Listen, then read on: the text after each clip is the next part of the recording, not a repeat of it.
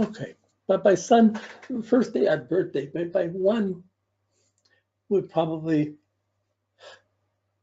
we're standing up, we're moving, what are we doing at one, or we're crawling, or how much are we doing, how much but we have a strong sense of who we are and what gives us confidence and what doesn't give us confidence at one. It's not interpreted socially, but it is our first solar cycle. So by the time we learn to stand up, by about one, so we have the sun cycle being 1 year, and it goes around just to itself across a year. So, I mean, these are simple cycles, but they're huge implications in trying to understand someone, understand behavior, and seeing how someone lives. So if you understand the character, you see the challenge of the character, you're going to see how those character factors, the moon and the natal charted situations, you're going to start to see how those factors are the ones that got established each month. How every 3 months, how those factors of Mercury and different things in the natal chart, how they're being established. You have your a priori, you have your basic pattern by which you're looking from, which is your natal chart. It's not like you just come in as random open. You're coming in with certain karmas and certain things to start with that set this thing in motion that are restricting your limits. So there's a crystallizing that's going on as you're growing out. There's a crystallization if you're looking from society or what you can do or what you can't do by the limits of your parents and the world around you. So, okay, every year we have our birthday, my day. I'm so many cycles old. I'm so many years old. This is, and it's our confident day. And there's going to be every 6 months, every 3 months, every 6 months, there's going to be a square or an opposition, the sun to its own place or the earth to its own place in your chart. So either every 6 months, every 3 months, there'll be a stressful point dealing with your confidence or your pride or your playfulness in your life. So when it's your birthday, the energy is high. When it's the opposite time of the year, it's your low energy time. A lot of Capricorns don't always like to be undressed and or slimly dressed for the summer. A lot of Cancers certainly don't like the winter. And so you can see it by seasons of what reinforces you, what doesn't. I'm a Libra, I love the fall, but boy, I have to work every spring because it gets nice and it looks nice and I want to go out and I pick up colds like nothing.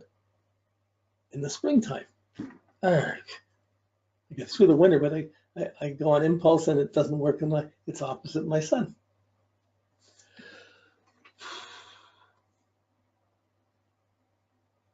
Okay, I'm just trying to build up an awareness of cycles and textures and depth and experience. We're not just dealing with numbers and lines, we're looking at it, it's how to make it experiential, how to make it alive, how to tune in to see real substance in a person's nature and life, in our own life. Wow.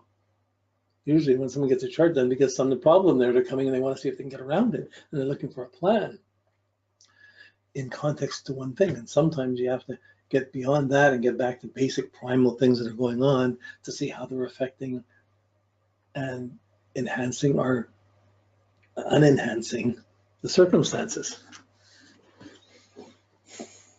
Never hurts to have a hug and feel a bit more secure. Never hurts to have a good night's sleep.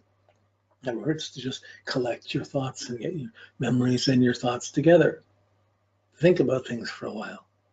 Never hurts to think about what you really like or what you don't like. What's beautiful, what's not. Wow. Your confidence, like Venus is your self-worth, the sun is your sense of importance. It's your confidence. This is I am. It's your willpower. It's your radiance. But the moon, Mercury, and Venus are all inside of those things. So the sun starts with our yearly cycle. Each year we're going up. And certainly you read the baby books, each year is a different year, different situations and things that are appropriate for all of us. Each year there's a certain way things go. Some people know it, some people don't, but it still happens. But by the time we get to 2, okay, by the time we go through 2 sun cycles, that's 1 Mars cycle. So we get our confidence, so we got to go through the whole cycle again of another year, go through all the moon things, all the Mercury cycles, all the Venus cycles. We're going through these things all the time, all the little stories that build up. We're building up a texture of our psyche. So by the time we're 2, we're standing up. We're starting to run around. We're starting to be able to do things. Well, really, you start to stand up by about 1, around 1 there. And as soon as you learn to stand up, what happens? Or even crawl around, they put you in a crib or something so you can't get in trouble by running around. That's half a Mars cycle. By the time you're 2, you've gone through the blow up. So Mars is your energy. It's your use of power, of force. It's your muscle tone. Really, it's your muscles, but it's your strength. Not everybody's born with the same degree of strength. Not everybody's standing up at the same time. Nobody's building up their muscles that easy, but everyone is to some degree or another. And the first cycle kicks in at 2. Wow. We have the beginning of the terrible 2s. But 2 is a time when you've learned to stand up, you can move around, you can climb around, and if they can't put you in the crib because you can climb out of it, or they can't leave you alone because you can start doing more things. Suddenly you have a bit more power. You're not just the baby, the real baby anymore. It's changed from 2 to 4. It's very different things than from 0 up to 2. Okay, so different priorities, different things. You're going to push things. Mars is pushing to do things. The ability to stand up, the ability to crawl, the ability to move. These are all Mars kicking in. But Mercury, a good example of Mercury with Mars is crawling opens up the first real observation of the intelligence of a kid. Well, aside from the coordination side, but if a kid's crawling, they want to get from here to there, they can't walk, so they're going to crawl. And then once they crawl, they got to figure out how to get up somewhere, how to get something, how to get what's something they want. So they're going to get it. This is Mars. I want something, Venus. I'm confident about it. I feel it's important, the sun, so I'm going to do it. And I put the energy out. I put energy to get out of this crib, to get across the room, to kick and scream if I can't get it, to fight for it, to push it, to throw things, to grab things, wow, it's power. It's life. And that's the Mars kicking in. So by 2, you start to have your own energy. Can't be controlled or just wrapped. When you're your first year or 2, you can be just wrapped up and you fall asleep. Not when you're past 2. You got to burn off the energy. And how well are you eating? How well are you living? How strong are you? How well are you coordinated? You're thinking. What are your choices that you want to do? It all affects the Mars. So when kids grow up just with computers or videos or TVs or whatever, and they're sublimating their mind and their emotions, and they're not getting physical energy to overcome boredom and to do things, they're really diminishing their Mars and the strength of their Martian energy.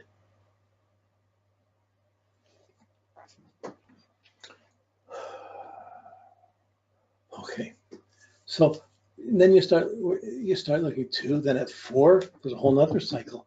So you start seeing these 2-year cycles of Mars. 2, how strong is someone? What are they doing? At 4, by 4, they're having to learn a bit more, understand things a bit more, but they're starting to do a lot more different things. By 6, when they're ready to start school, they've went through 3 Mars cycles. That's half a Jupiter cycle. So Mars is what you're doing and how much you do in the experience. It's your desire for experience. I got to do this. Don't do it for me. Let me do it. I want to do it. I want to do it. Get out of my way. That's that energy. It changes by 6. Wow. We've gone through 3 cycles of Mars. And by that time, we've gone through many different habits, many different lifestyles. You get to school and everybody's come out of the same patterns, but have different homes, different families, different feelings, different sense of securities. And suddenly you're running out trying to do things with everyone else trying to do things from totally different foundations with a totally different psyche within. It's a big shock. Okay, you're having to run across other people, teachers, other people, other than parents coming in, but the Mars is still 2-year cycle. By the time you get to 6, you've pretty well got your own unique way of doing things, different than other people. Same as some, different from others. By the time you're 12 years old or 18, your Mars cycles, you've had 5, 6, 7 cycles of Mars, And you've differentiated the experiences and the things you've done, so they become very different from everyone else. We all have different stories of what we did or what we didn't do, or the fights we had, or the explosions we had, the disruptions we had, the anger, the desires, the passions, the force, the courage. Wow. How much courage we use depends on how much confidence we have, depends on what we value, depends on how coordinated and thinking we are, depends on how secure we feel, and how healthy we are in our body. Wow. Think about that, eh? What's normal habit patterns? How long can we maintain a healthy pattern around our kids? At what point do we start trading it off for convenience when they get older? Or how much do we maintain the good habits? It's less complicated, right? It's being complicated to see these things. So these are, I'm not trying to include it, I'm just trying to point that this spreads out into a lot of types of experience. So Mars is your desire for experience. In one cycle, it's one thing. By 4, it's different than at 2. At 6, it's different again. At 8, at 10, at 12, at 14. Wow. And by the time we're in our 20s or 30s, what we've done is so many different cycles that are differentiated from someone else's. We live totally different lives. So many people aren't doing anything the same as we're doing. By the time you're 70 or 80 and someone puts you in the old folks home, you've done so many cycles, and everybody else is in there. They've done just as many cycles, but they've done it differently. You don't even know how to relate to each other. And you're still trying to do things, but we do things, we put out force, and we run into opposition and it blocks. So strength has its power and its push and its pull, like it's up and it's down. It's aggressive, assertive, it's painful. We get cuts, burns, bruises. These are all Martian symbols. So strength, courage, but anger, rage, violence, force, pain, these are all related to Mars too. Don't have to be, but they are. It's painful to do so. I pushed too hard to hurt my knee, I have trouble walking. Well, okay, so this is Mars. So, good. Okay, so Mars, this desire for experience, but as it's one cycle of Mars includes 3 cycles of Venus. It includes 8 cycles of Mercury. It includes 24 cycles of the Moon and 720 some odd or 20 or more cycles of the Earth. And every one is accumulating experience. So this matrix of our experience is growing and growing and growing and growing. But at the same time, it's becoming differentiated too from what other people are getting. Still the same time, we put in time, but we're doing different things. Okay, this is Mars. So we have our desire for experience. We do things, and we try and see what we can do, what we can't do. How much adrenaline we can get, how much we can push, how much we can't push. That's Mars. Jupiter's a 12-year cycle.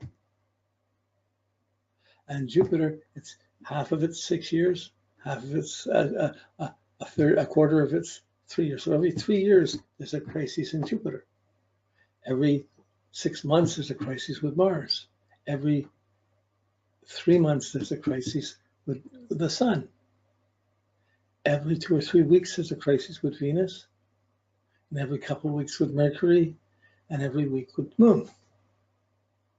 Crises, changes, dynamics, challenges that we're going to be responding to or trying to tap and use or feeling victimized by.